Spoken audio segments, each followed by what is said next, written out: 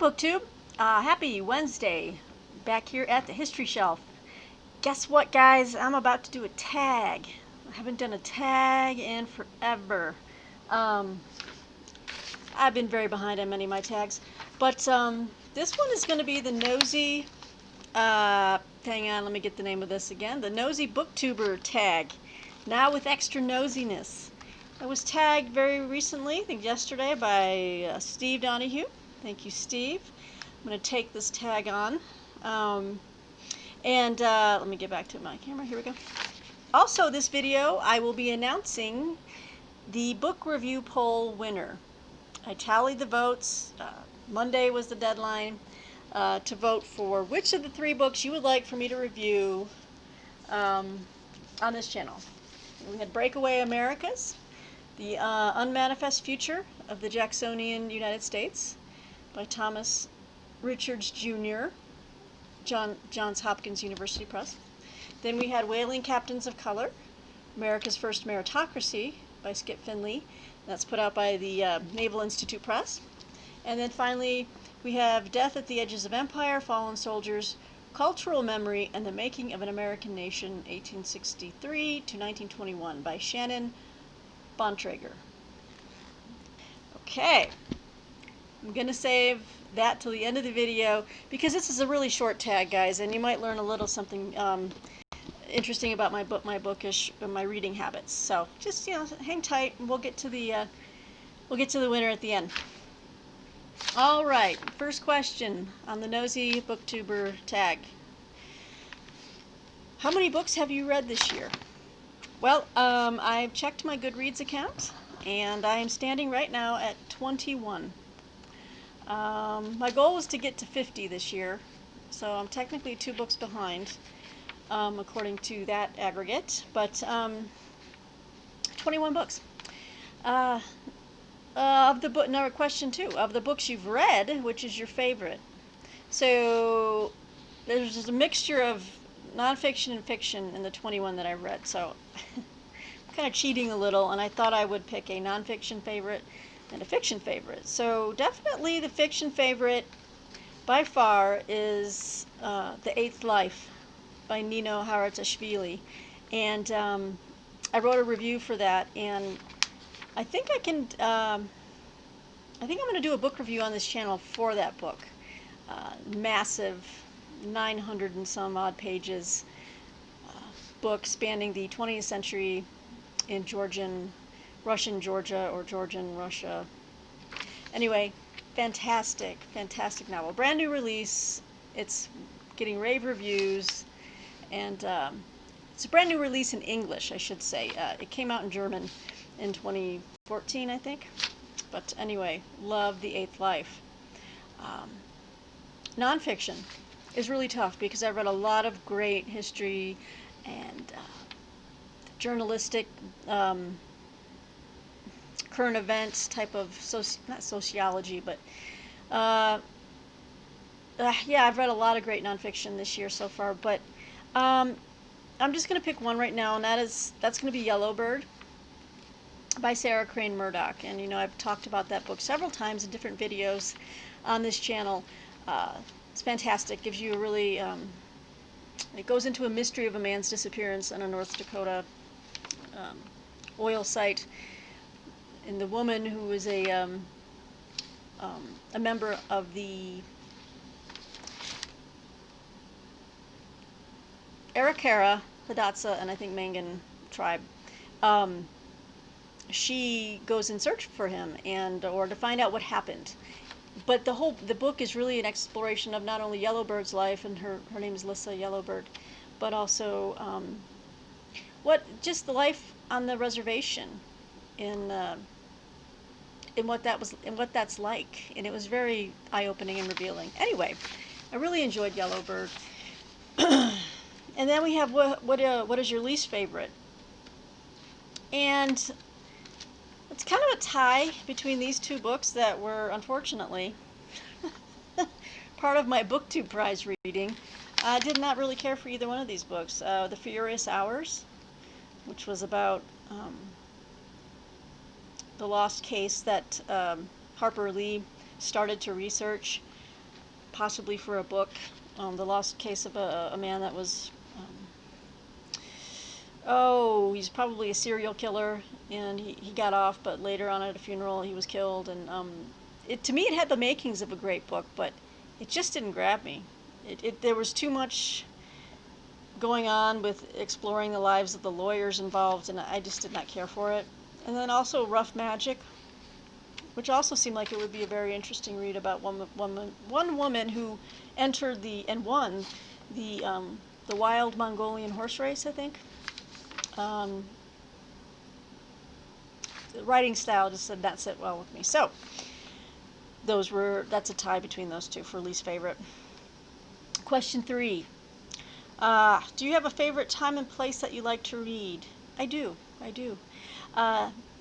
It is in the afternoon and early evening on my patio. This is for summertime, right? On my patio, sitting in my glider chair. And if it's really sunny and hot out, we have the parasol popped, and I'm underneath there, and I'm kind of just gliding back and forth reading. It's very wonderful.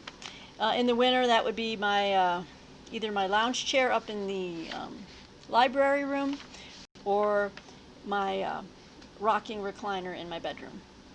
So, very cozy. Question 4.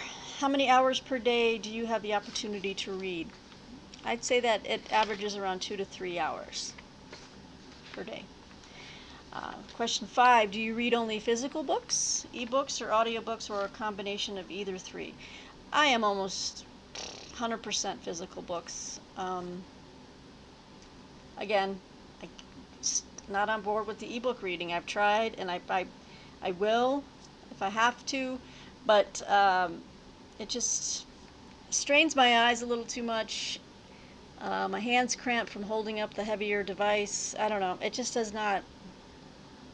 And I miss the tactile feeling of the paper and the swoosh and the smell. I mean, I have to have all of that, or else it's just not a complete book experience for me.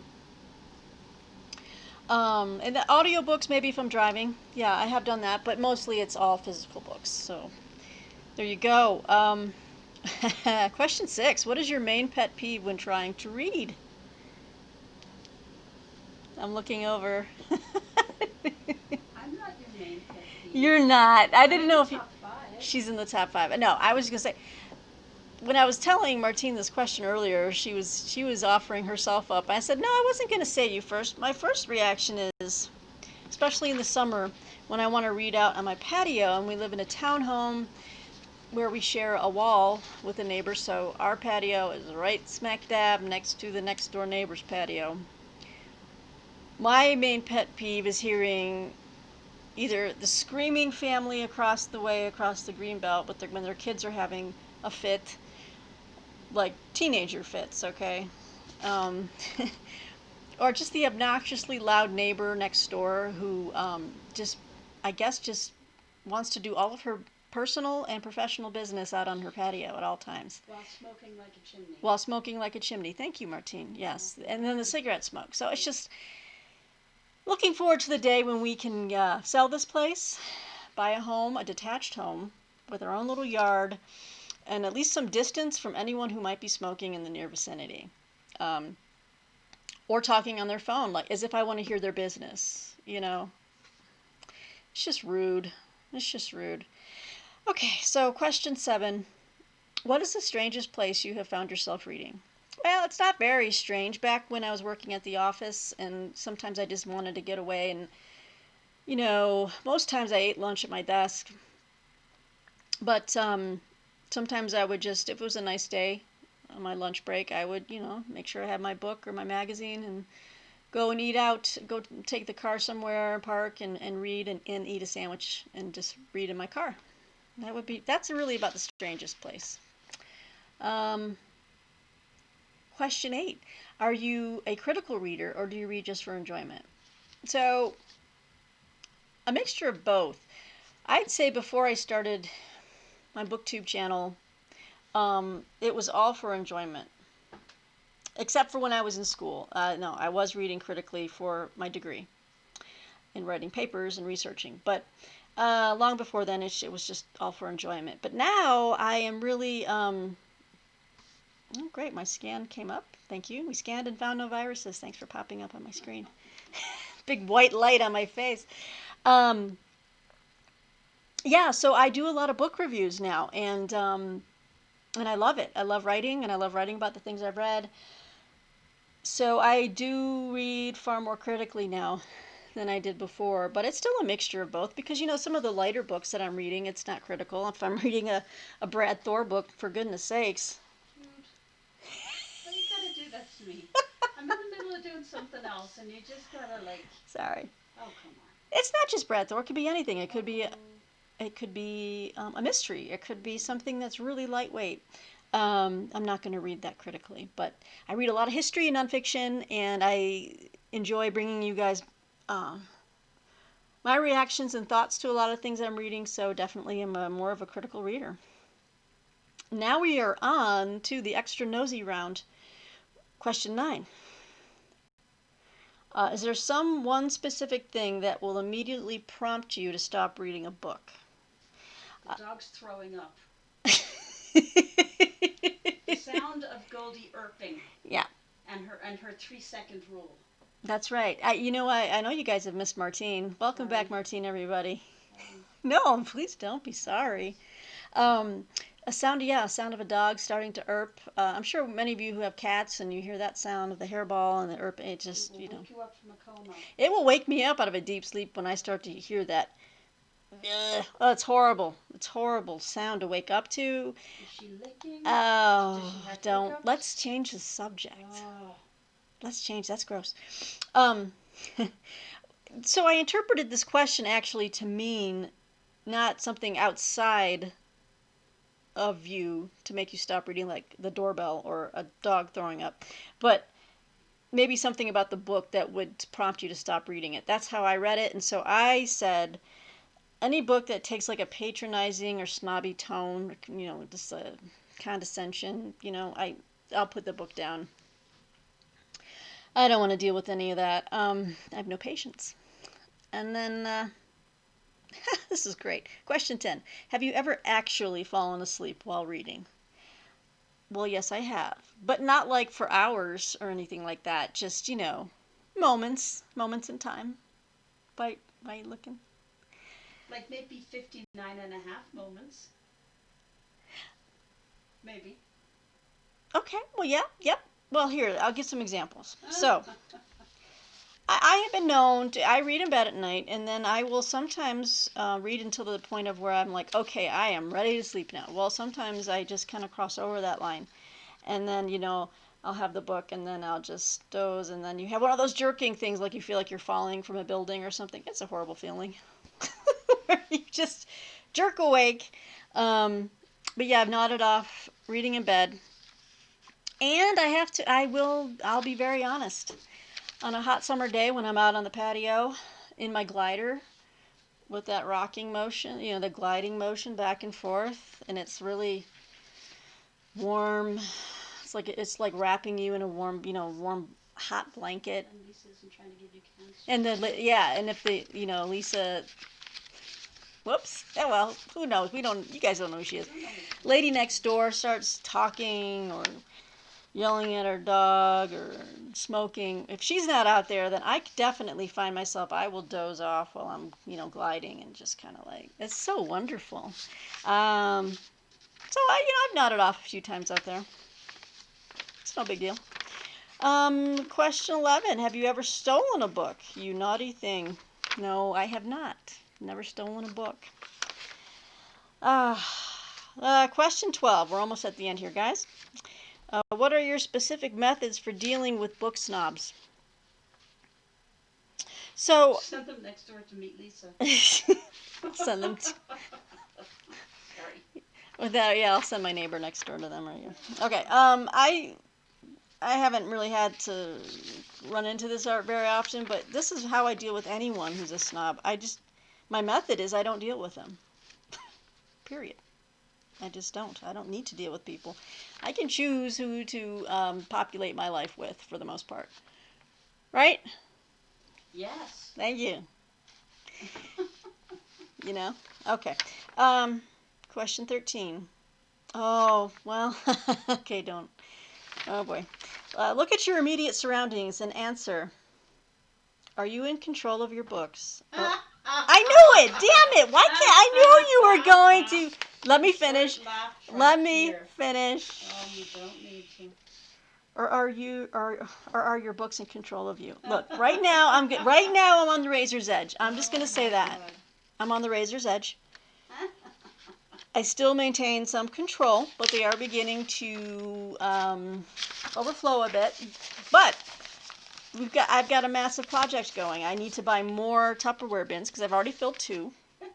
But I've got stacks in the garage ready to take to the library or wherever as soon as they start accepting damn books again. But they're not taking books now because of the COVID thing. They're not taking donations, which I get. But I have really nice books, and I just don't want to dump them outside of a Goodwill store, where they're exposed to the rain. These are really, really nice books, and I just feel like they deserve to be, at least a library or some place like that has a shot at, shelving some of these. So, hey guys, if you guys have any ideas about where I could donate books right now, that'd be great. But anyway, I'm controlling them, but it does veer. It can go either way at times. Right now, I'm wrestling back control. I knew she was gonna comment and say something, laugh at me. Oh, okay. Well, yeah. This next question, maybe Martine might even have something to say on this one. Question 14. Have you ever watched a movie or TV show and wished it were a book? And not the other way around. Isn't that interesting? I kind of wish The Sopranos, there goes my hair. I kind of wish The Sopranos was like this massive, continuing, book trilogy, quadrilogy. Do you have any thoughts over there? Last of Us. But but they said a movie or TV show. Well, I guess we could say. Last of Us would make As you know, I mentioned, maybe some of you have seen my last video or what I've posted on Instagram, but we love this video game called The Last of Us, which will be coming to a movie series soon, streaming, I'm sure. Do we know who's going to take it? Is it HBO? HBO's going to take it. It's going to be outstanding I hope it's going to be outstanding, the video game. And then the part 2, I don't know, any of you out there have a PS4 or whatever, but this game is visually stunning. I've never seen a game look so cinematic and so much like a movie. And the voice acting, the storyline, it's wrenching, it's gripping. It's very terribly powerful stuff. Anyway, I could see that becoming a book, but because the writing on it is so fantastic. Maybe I'd look to The Last of Us to maybe wish it were a book, because there's so much room for more stories to be explored in this world that they built, and a lot of interesting side characters. So we'll see what happens. About halfway through the game right now. I think we're getting closer to an epic climax of sorts, so we'll see. Okay, question 15, and then one more after this, promise. Have you ever written to an author? Yes, I have. And very recently, I should say, I've had some really wonderful recent experiences thanks to social media, my channel, the book reviews I've written, that I've come into direct contact and correspondence with these authors. For instance, a book I'll be reviewing either tomorrow. I'm hoping tomorrow. I'm taking tomorrow and Friday off because my birthday's on Friday. Woo! But I have to go.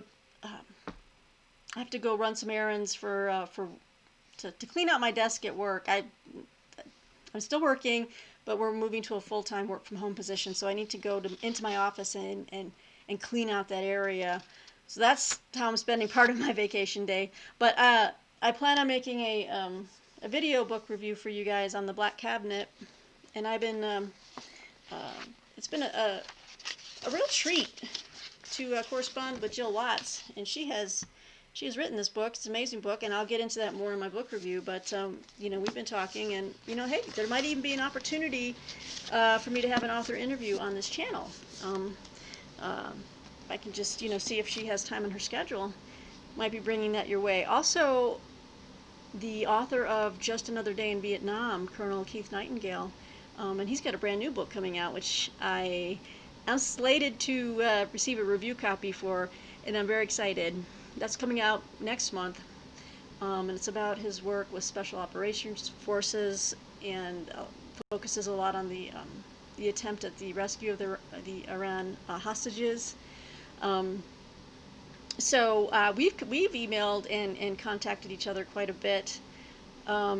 So it's been a real joy to get to know some authors, and yeah, and I could say before that happened, my biggest claim to fame was when I was a little girl. Oh, geez, probably 11, 12, 13.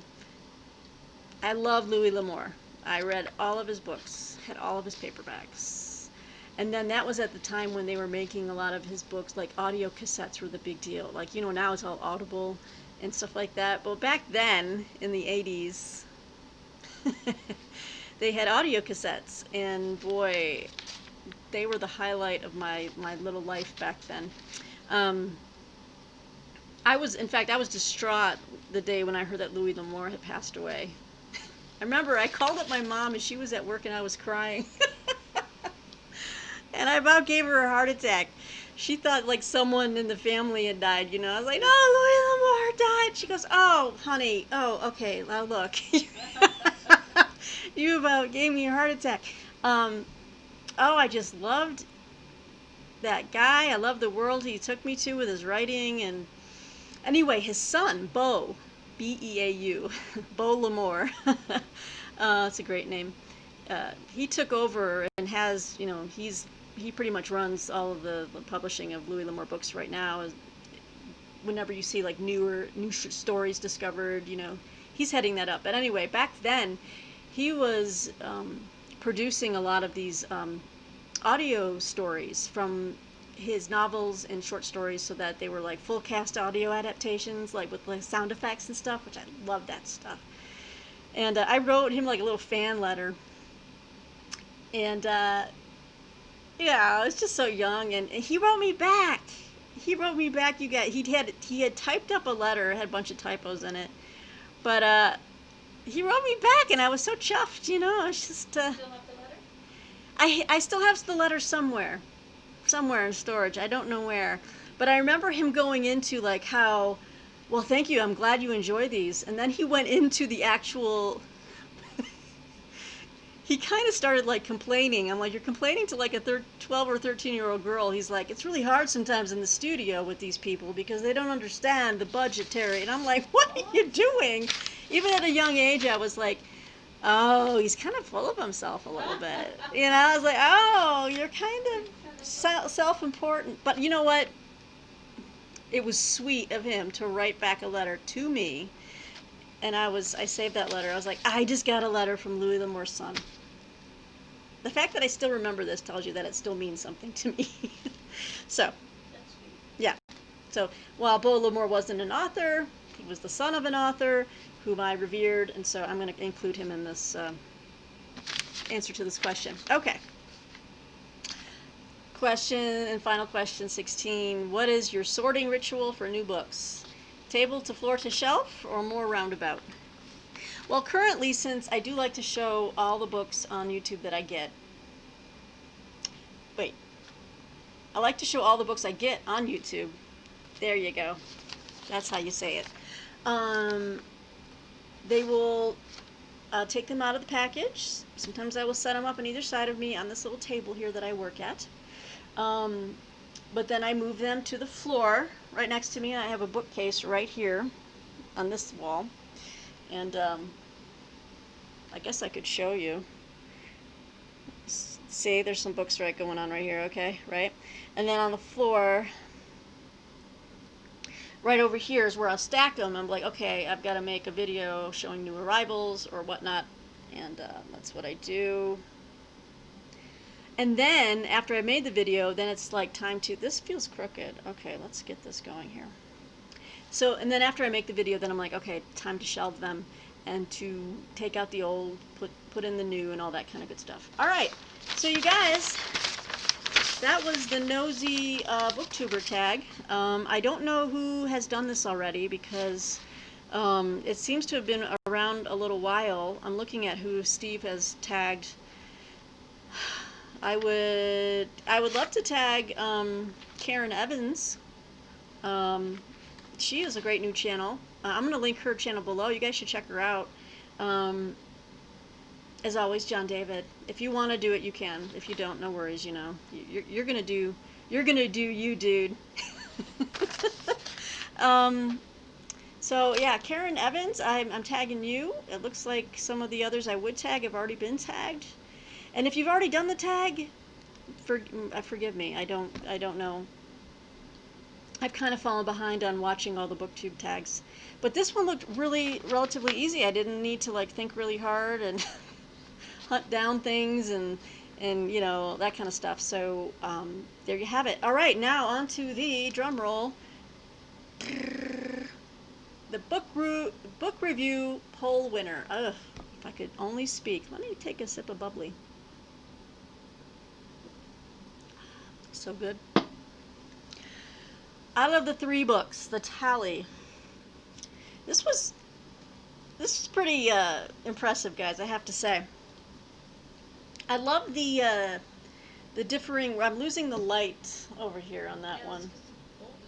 The bulb is gone. I'm losing the light, so I gotta hurry up, folks. It's okay. Let me get the. That's helpful. All right. Sorry for the light that I'm losing everybody. Okay, so out of the 3, we had a winner and then 2 tied. Can you believe it? 2 of them were tied. So the first book that I will review on this channel is Breakaway Americas, The Unmanifest Future of the Jacksonian United States. Whoa, maybe, yes, that's fine. She's trying to get some more light on me over here. No, that's good. So this will be the first one, and I'm going to start reading this. Again, I'm off tomorrow, and I'm taking some time for this long weekend to get some reading done.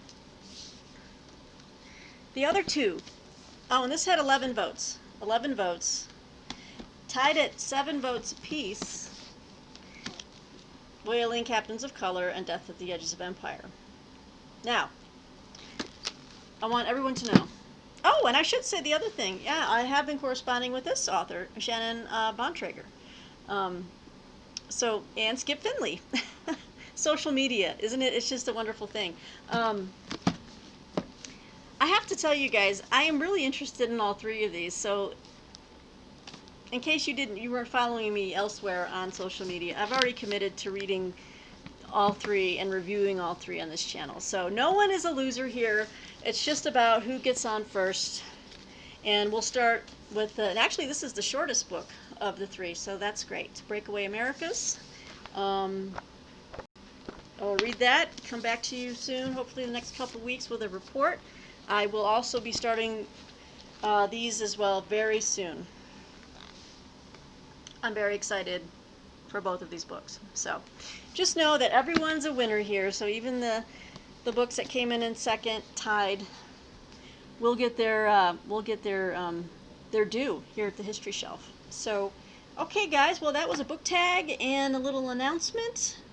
The next video, you know what, I have a huge, not a huge, but I have a box that arrived from the Naval Institute Press because they had a Clearing the Decks clearance sale, and I found some outstanding books for, wow, super cheap. We're talking $4.99.